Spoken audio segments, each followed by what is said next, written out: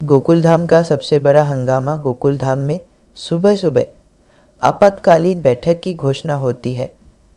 टप्पू सेना को लगा फिर कोई नया मिशन आए।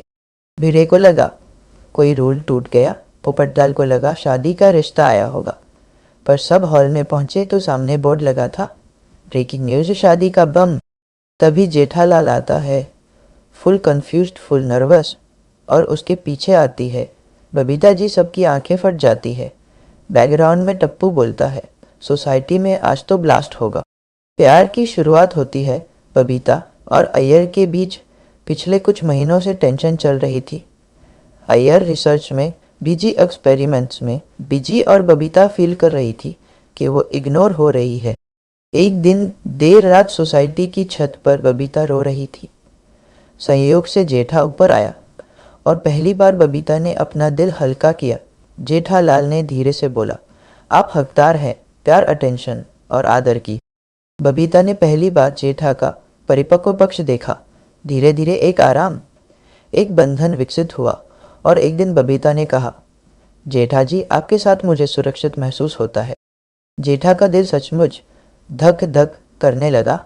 पर इस बार जेठालाल ने कुछ ओवर नहीं किया, सिर्फ मुस्कुराओ। ये सादगी बबीता को छू गई। समय के साथ वो दोनों एक दूसरे को समझने लगे और धीरे धीरे जेठालाल और बबीता एक दूसरे से प्यार कर बैठे। आपको पता ही होगा कि जेठालाल बबीता को कितना पसंद है। जेठालाल या बबीता ने जब समाज के सामने बोला, हम लव मैरिज करना चाहते हैं, तो सभी की प्रतिक्रियाएं कुछ ऐसी है। दया का दिल टूट गया। वो भ्रमित हो गई और बोली, वो टप्पू के पापा, आप तो मुझे छोड़ रहे हो। दया रोई पर जेठा ने उसे समझा नहीं। दया बोली, हम दोनों एक दूसरे के लायक नहीं। तुम हमेशा बलिदान करती रहो, मैं हमेशा तनाव में रहता था। दया तुम्हारे लिए अच्छा कोई और होगा।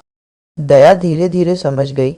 अंत में वह कहती है कि जेठा जी अगर आपको खुशी मिलती है तो मैं साथ हूँ। भावनात्मक क्षण था दया के लिए। अय्यर का रिएक्शन सबसे क्रेजी था। अय्यर सफ़ेद पाउडर लगा के पूरा शौक में, बबीता मेरी पत्नी, ऐसा कैसे हो सकता है। अय्यर के दिमाग में केमिकल रिएक्शन चल रहा।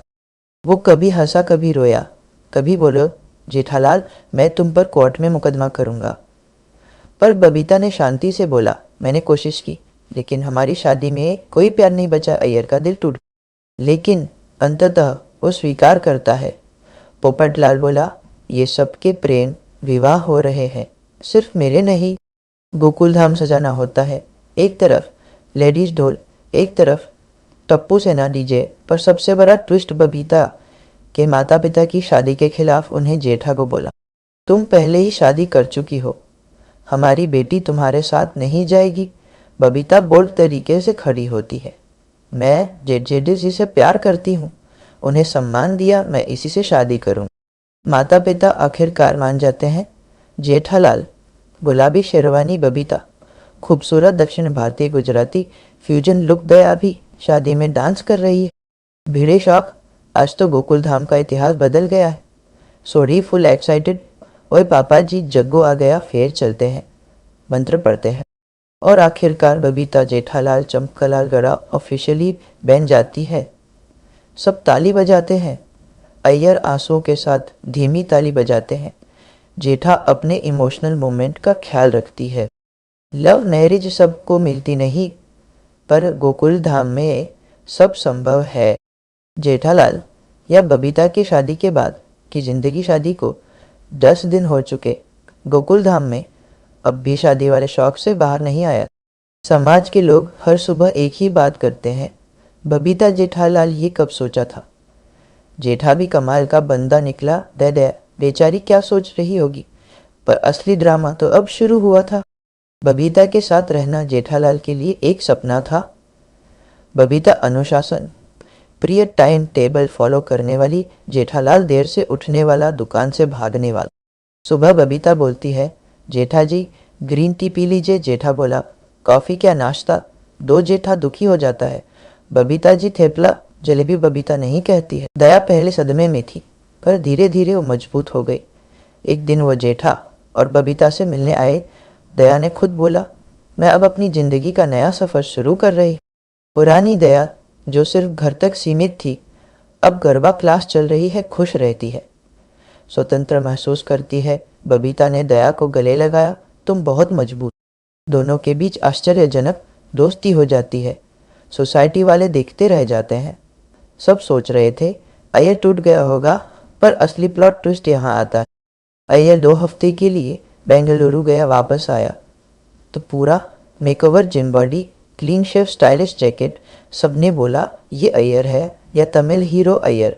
शांति से जेठालाल को बोलता, जेठालाल कोई कठोर भावना नहीं, बस एक बात याद रखना, बबीता को कभी दुखी मत करना।